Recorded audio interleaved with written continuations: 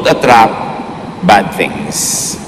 Mahirap kumisang aminin, madalas naman hindi natin alam, na ang mga bagay na dumarating sa ating buhay, tayo rin ang nag-i-invite. That we invite whatever happens to our lives. We are not victims of life. We help create life, and we have a big influence in how life is lived by us. Ang mga dumarating sa ating buhay ay inaanyayahan natin consciously or unconsciously. At the very least, kung hindi man natin sinasadya, ay pinapayagan natin na mangyari o magtagal. Kaya mahalagang kilalanin kung ano nga ba ang ating inaakit, para kung ayaw natin yon ay huwag nating akitin. Luke 6:43-45, Jesus speaks here, "A good tree cannot produce bad fruit, and a bad tree cannot produce good fruit. You can tell what a tree is like by the fruit it produces. You cannot pick figs or grapes from thorn bushes. Good people do good things because of the good in their hearts. Bad people do bad things because of the evil in their hearts. Your words show what is in your heart."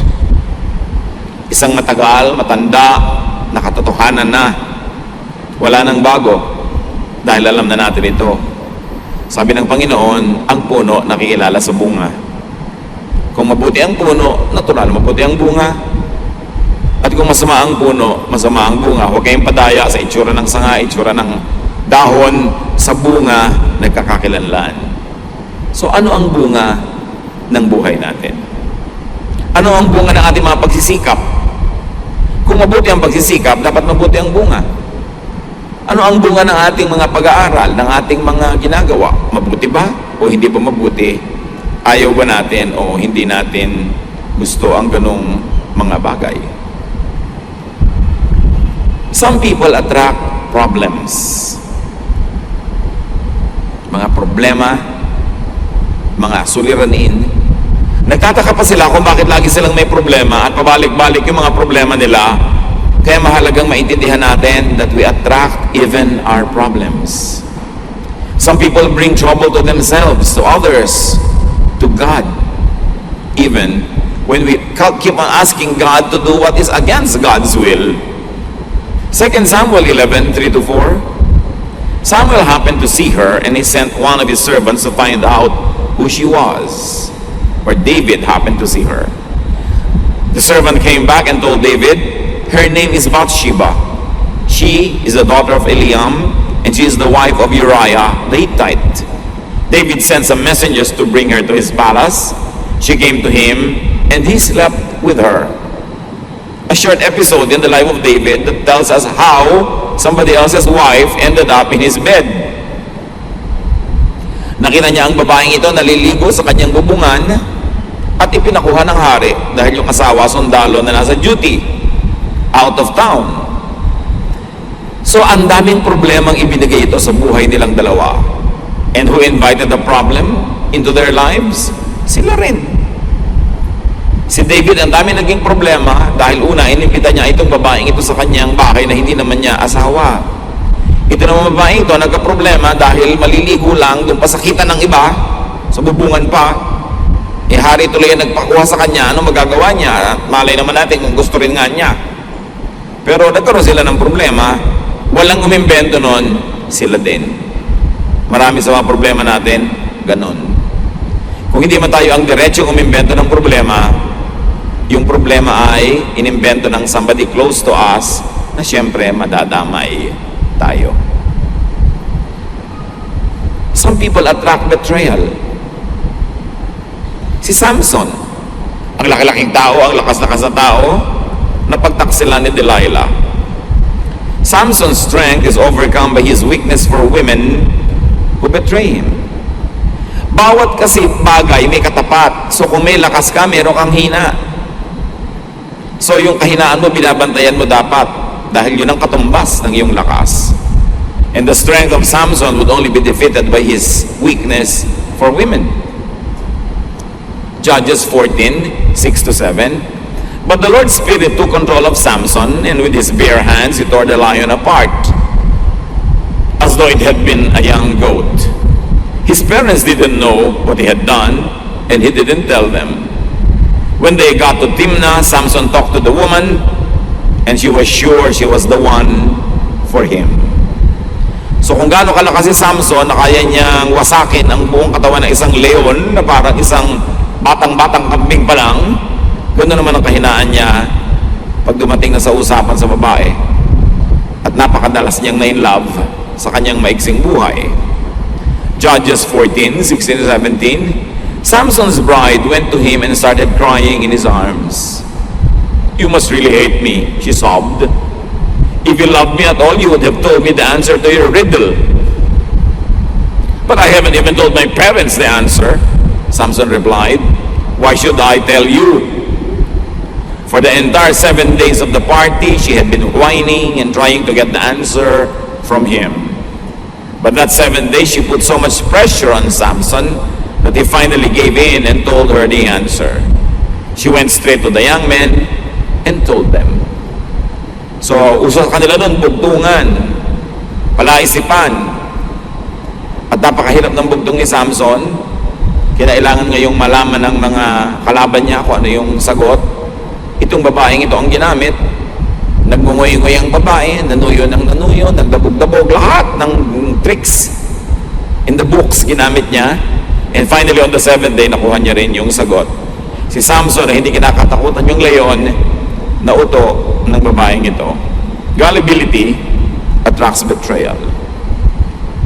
Premature and wrongly founded trusting attracts betrayal.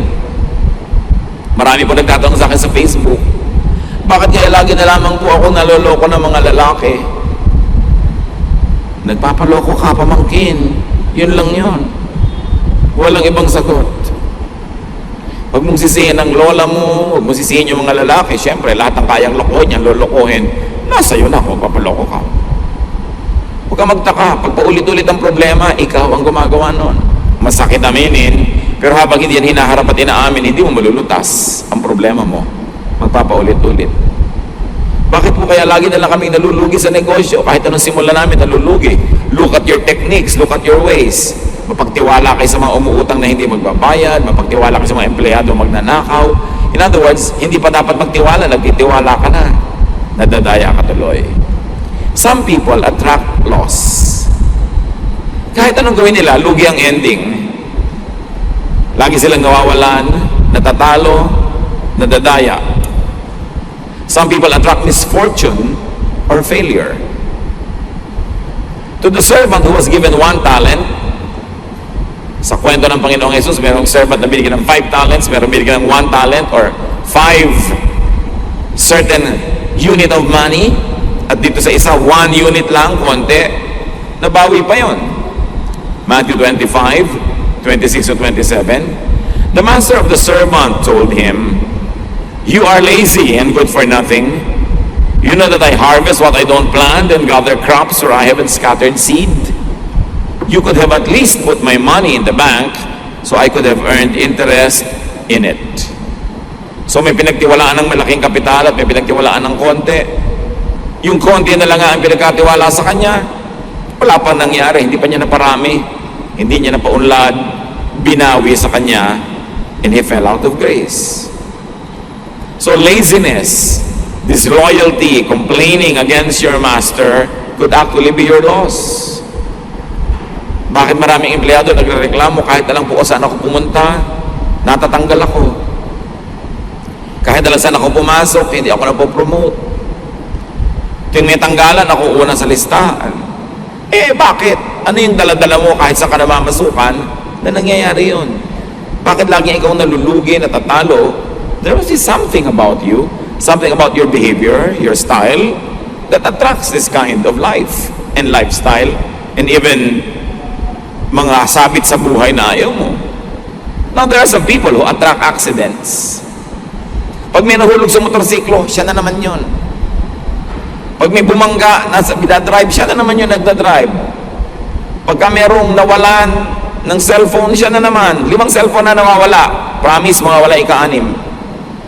Paulit-ulit. There are really people who attract accidents. Sometimes sasabihin nila, bad luck. Hindi luck yun. Hindi bad luck yon. There is something that you do that causes it. Halimbawa, ayaw mong mahulog sa bintana, huwag mong gagayahin si Eutychus, Acts 20 verse 9. A young man by the name of Eutychus was sitting on a windowsill. While Paul was speaking, the young man got very sleepy. Finally, he went to sleep and fell 3 floors all the way down to the ground. When they picked him up, he was dead. So nagsasermon si Paul, humaba ng humaba, inantok ang Eutychus na siya nakaupo sa bintana. Nakatulugan niya yung sermon. O nung nakatulog siya, nalaglag. 3 floors, patay. Maganda nga gawin sa church na walang sandalan ng mga upuan eh, ano? Parang pag mga inaantok maglaglagan at mabarog. Kaya lang hindi naman mamamatay. Baka masaktan lang ng konti. Pero ito namatay. Bakit? Ba't siya doon naupo? Yung mga umuupo sa death seat, nakasakay kayo sa bus, front seat kayo, katabi ng driver, pag nagkaroon ng banggaan, kayo siguradong mapipipi. Because a driver will automatically save himself, whether he likes it or not, whether he thinks of it or not. Iiwas yung sarili niya sa banggaan, ililiko niya yung sasakyan para iiwas ang sarili niya. Automatic yon, impulse. Sino mapipipi, edi yung katabi niya. Yun ang mapapalagay doon. Kaya madalas yung nakaupo sa front seat, kahit sa kotse, pag nagkakaroon ng aksidente, yun ang malalaang tama. Bihirang-bihira naman kasi yung sa gilid ka tinamaan o sa likod. May mga lugar talaga, mga kapatid sa mundo, na pag doon ka lumagay, malapit ka sa disgrasya. Bibili ka ng lote, nandun sa tinutumbok ng kalsadang papalusong. May nawala ng preno. So palagay nyo, saan paparada yung truck?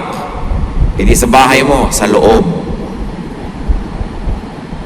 So pipili ka ng titirhan mo, di sana hindi yung sinutumbok ng sasakyan na papalusong. Tinutumbok man, paahon, nandun ka sa taas, hindi ka tatamaan. Placement is important. Positioning. Ngayon, yan lang yung mga kitang-kita natin na placement. Pero sa buhay, meron din mga placement na delikado. So, di namin naliligaw sa iyo, ang papakasalan mo pa halimbawa, yung wanted. O di pag nagbarilan, talagang maladalasan, tama-tamaan ka niyan. Ang magugustuhan mo, yung tamad, di pa may naghirap, kasama ka doon. Saan ka lumalagay? May nag-aaway-away, kanino ka kumakampi? Dapat nga hindi ka sumali, pero kung kakampi ka pa doon sa obvious na matatalo, di talo ka. Kaya mga bayani, di ba, namamatay? Na magiging bayani lang naman sila, 1 generation later pero during their time, namamatay sila kasi ang kakampi nila na cause, yung mahina. Well, walang bumibigil sa inyo kung gusto nyo maging bayani, pero tiyakin nyo lang na kung kakampi kayo sa isang cause na anti those who are powerful, get ready to get hurt. Because you are positioning yourself. Nahuhulog ang loob mo sa lalaking may asawa. Anong buhay ang binubuo mo para sa sarili mo later kung talaga nagkahulog-hulog na di mo na madampot ang loob mong nalaglag? Anong buhay ang magiging buhay mo? Nasa pagpupwesto mo yan Tapos dasal ka ng dasal sa Diyos na hanguin ka sa hirap, ikaw ang lumagay dyan. Kaya mahalaga mga kapatid, tinitingnan natin, what do we attract? Some people attract rudeness, bad behavior. Halimbawa, yung mga wise men na dumalaw sa Panginoon nung siya pinanganak, nag-courtesy call mo na kay Herod, they were courteous to him, but Herod attracted rudeness on the part of the wise men. Matthew 2, 7 to 8 and 12. Herod secretly called in the wise men and asked them when they had seen the star. He told them, "Go to Bethlehem and search carefully for the child. As soon as you find him, let me know. I want to go and worship him too." Siyempre, bola yun. Gusto niyang patayin yung bata. Later, they were warned in a dream not to return to Herod, and they went back home by another road. So itong mandaraya na to na si Herod, anong napala niya? Na-snub siya, hindi siya binalikan, hindi na nag-courtesy uli sa kanya, yung mga tao umalis na lang ng palihim. Kasi his behavior attracted that kind of evasive reaction. There are some people who attract exploitation and abuse. Sa pagpupwesto mo lang sa iyong buhay, sa pakikitungo mo sa kapwa, minsan inilalagay mo sa sarili mo na pwede kang maabuso, pwede kang ma-blackmail, pwede kang mapagsamantalahan. Halimbawa, si Sarai, wife ni Abram, hindi sila magkaanak. So naisip niya, sabihin sa asawa niyang lalaking si Abram, anakan yung katulong nila na si Hagar. Hindi ka magkaanak. Tapos isusuong mo yung isang babaeng katulong mo para anak ka ng asawa mo. Pag nagkaanak yon, anong palagay mo magiging lugar mo? At yun nga ang nangyari, Genesis 16, 1-4. Abram's wife Sarai had not been able to have any children. But she owned a young Egyptian slave woman named Hagar. And Sarai said to Abram, "The Lord has not given me any children. Sleep with my slave, and if she has a child, it will be mine." Abram agreed, and Sarai gave him Hagar to be his wife. This happened after Abram had lived in the land of Canaan for 10 years. Later, when Hagar knew she was going to have a baby, she became proud and was hateful to Sarai. Yumabang yung katulong dahil siya na ngayon yung nagdadalang tao, daladala niya sa sinapupunan niya ang anak nung among lalaki. So ngayon, hindi na siya nagpatsimay-tsimay na lang sa dati niyang amo, mataas na rin ang kanyang pride, at nilalabanan na niya. Bakit? She was empowered by Sarai. Do you empower people to be able to abuse you later? Because you think malalamangan mo siya, magagamit mo siya, ma-exploit mo siya. At the end of the day, ikaw pala yung pwedeng malugi. Dapat pag meron tayong pinaplano, layuan nyo yung pananaw, saan patungo yun? Anong gagawin nun sa inyo? Anong gagawin nun sa mga tao nasa paligid nyo? Some people attract that kind of reaction. Yung naaabuso sila. Yung sobra kang napaka-polite, kahit ang kaharap mo parang halimaw, ang gagawin nun siyempre, aapihin ka. Hindi ka nagre-reklamo, kahit pwede ka nang magreklamo at dapat ka nang magreklamo, siyempre dadagdagan pa nila yung mga pag-aabuso sa iyo. You attract that. Kaya pag pinag-uusapan natin, lagi po ako naaapi. Nagpapaapi ka, yun lang yun. Pwede ka naman hindi pumayag eh. Water follows the path of least resistance. Yung tubig, doon dumadaan sa pinakamadaling daanan. Kung mataas ka, hindi ka niya aakyatin. Kung matigas ka na, liliko na lang siya. Pero kung ang lambot-lambot mo, tutunawin ka niya at dadaanan ka niya, ganon din ang mga tao. When you don't resist anybody, people will abuse you. Kaya may mga nang-aapi kasi may nagpapaapi. May nang kakawawa kasi merong nagpapakawawa. Nasa iyo rin yun. Kung itutugon mo lang sa pang-api sa iyo, iiyak. Lalong lumalakas ang loob ng nang-aapi pag nakakakita ng luha. Because it makes them feel powerful. So merong pinagpapakitaan ng luha, yung mga mabababa rin ang loob at mababait din, nababagbag ang loob. Pero pag ang pinakitaan mo ng luha, isang matigas ang loob, lalong lalakas. Lalo kang kakawawain. So pipili ka. Kanino ka nagpapakita ng soft side mo at ng hard side mo rin. Some people attract rebuke. Singit ng singit, sapat ng sapat sa usapan, hindi naman alam ang topic, hindi naman siya expert, magsasalita, napapahiya tuloy, nakakatanggap ng pagtutuwid. Kung minsan may kasama pang parusa, halimbawa si Pedro. Mark 8:31-33, Jesus began telling his disciples what would happen to him. He said, "The nation's leaders, the chief priests, and the teachers of the law of Moses will make the Son of Man suffer terribly. He will be rejected and killed. But 3 days later, he will rise to life." Then Jesus explained clearly what he meant. Peter took Jesus aside and told him to stop talking like that. But when Jesus turned and saw the disciples, he corrected Peter. He said to him, "Satan, get away from me. You are thinking like everyone else and not like God." Kapedrong-pedrong tao mo, natawag kang Satan kasi nagsasalita ng hindi nag-iisip. O nag-iisip man, hindi naman niya pinag-isipan kung ano yung pinanggagalingan ng kanyang kausap. Yung pinanggagalingan lang niya, ang inintindi niya, at akala niya, tamang-tama na siya. Mali. Gaano karaming beses po tayong nahihiya, napapahiya, nasosopla, kasi pasok tayo ng pasok sa usapang di naman natin naintindihan. So we attract it. What makes people attract bad things? Tulad sa mga nakita natin mga halimbawa, it is possible that we attract negative and bad things because of self-promotion. Nagmamagaling, nagmamataas, nagmamalaki. Luke 18:11-12, the Pharisee stood over by himself and prayed, God, I thank you that I am not greedy, dishonest, and unfaithful in marriage like other people. And I am really glad that I am not like the tax collector over there. I go without eating for 2 days a week, and I give you 1/10 of all I earn. But actually, this man was rebuked. So, salamat na lang po at mas banal ako kaysa dito sa kabilang taong katabi kong nagdarasal din. Self-promotion. When you always self-promote, you will soon be rebuked. You will soon be corrected. You will be cut down to pieces. Mas mabuti na ikaw ay nagpapakumbaba at itinataas ka sa dapat mong kalagyan kaysa nagmamataas ka at ibinababa ka dahil hindi ka bagay doon sa lugar na pinipilit mong puntahan.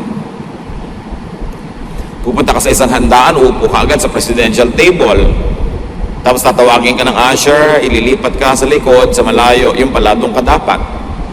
Kung talagang bagay ka naman sa presidential table, kahit maupo ka sa labas, hihilahin ka pa nila papasok para mapalagay ka sa presidential table. Hindi mo dapat ina-appoint yung sarili mo, hayaan mo sila. Kung ayaw mong mag-attract ng negative attention, para hindi ka na tatama, para hindi ka iwasan. Pag lagi kang presko, pagka lagi kang mapang-abuso, pag may kinakausap ka, ang tagal-tagal, ang haba-haba, mamaya iiwasan ka na. Tapos magtataka ka, ba't kayo iniiwasan? Alam nga namang attractive ka, tapos iwasan ka. Siyempre, meron tayong repulsive behavior. What makes people very attractive to gullibility, to such things? Because of their gullibility. Trusting too much too soon. Mabuti nagtitiwala, pero degrees, levels, antas-antas ng pagtitiwala depende sa naipapakita noong gusto natin pagtiwalaan na worthiness niya para pagtiwalaan.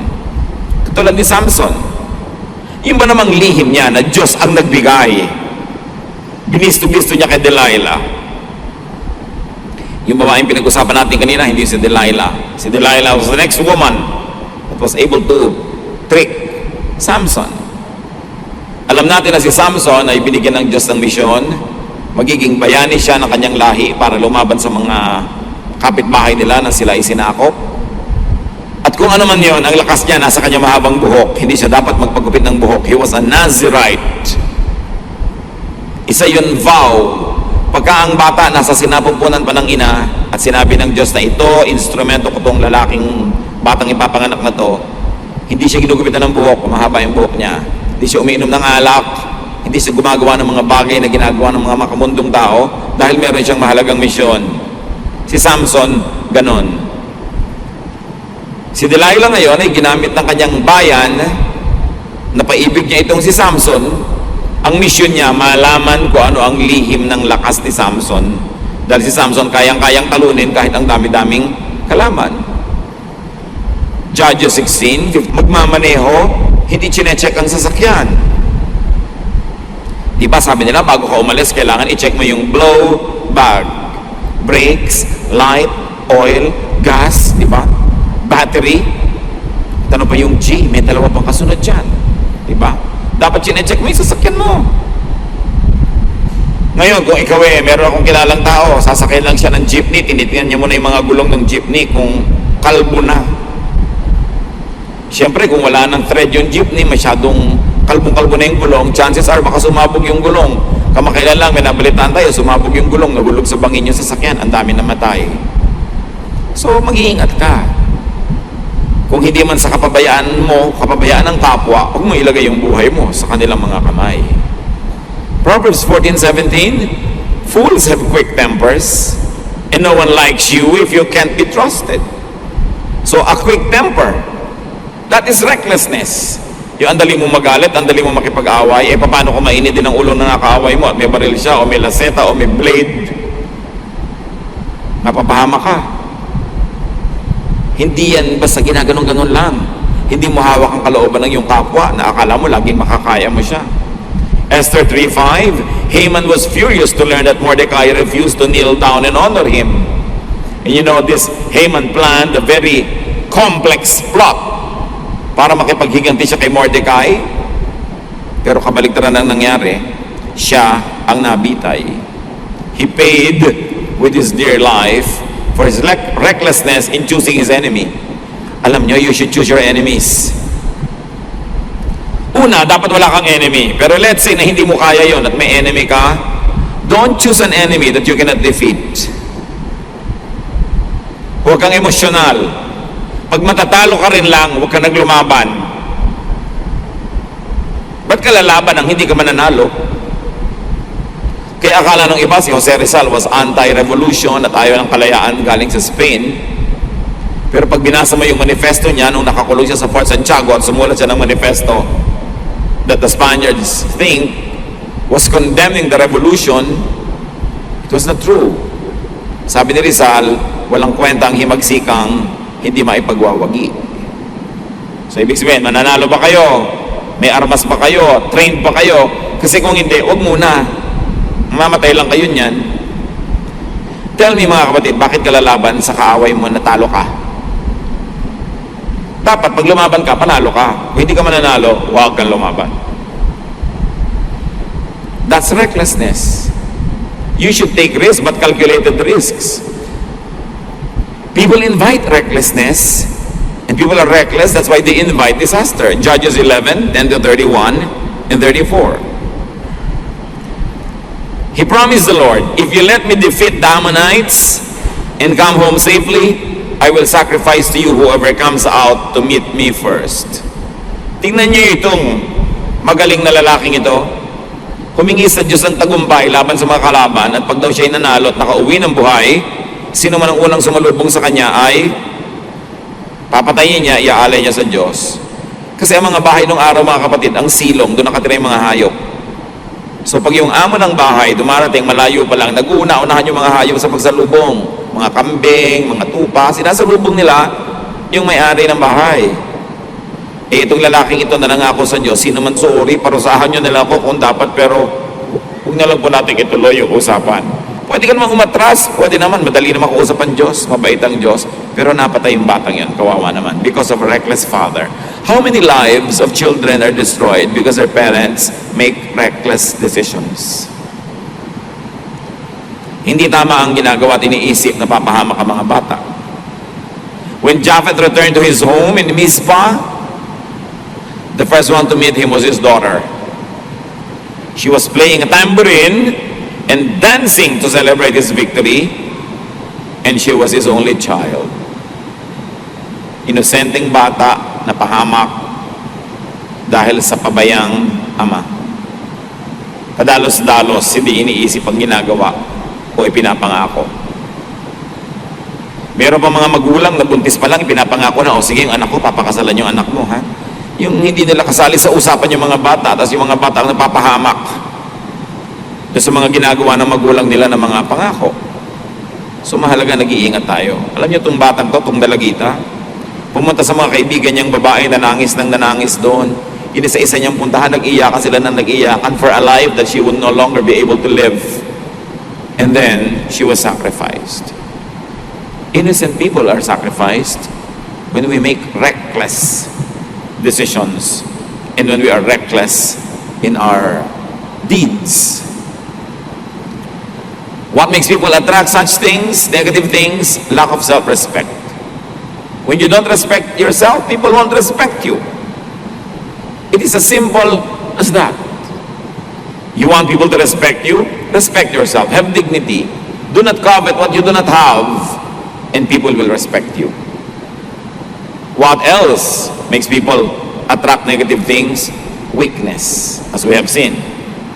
It could be a physical weakness, but more than that, emotional and spiritual weakness attract trouble.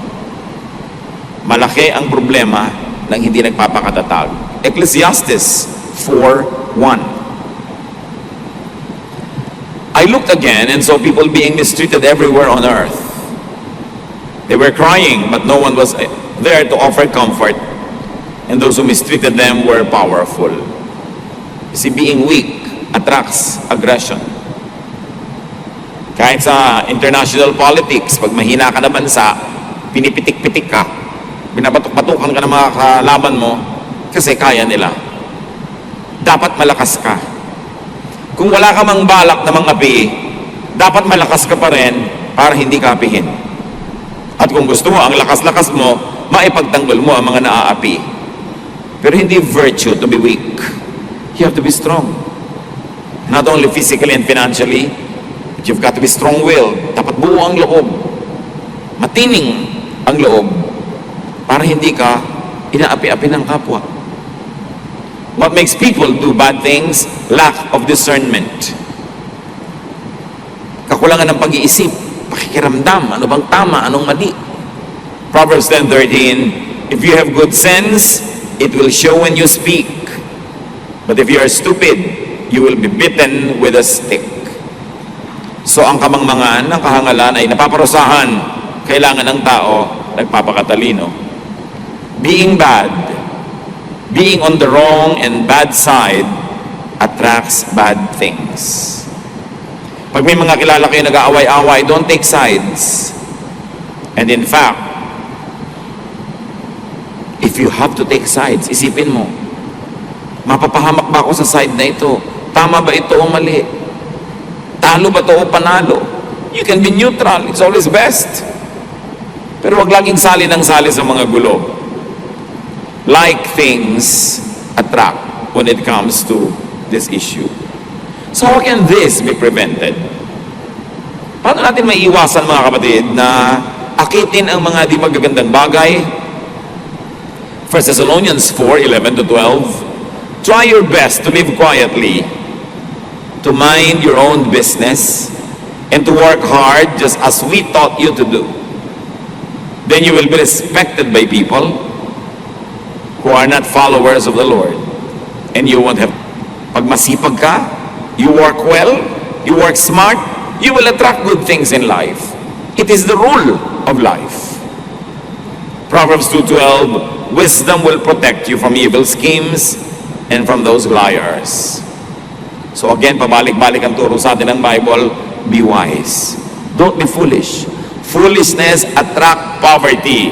Foolishness attract danger. Foolishness attract trouble and pain and sorrow. Be wise. Proverbs 4:5-6. Be wise and learn good sense.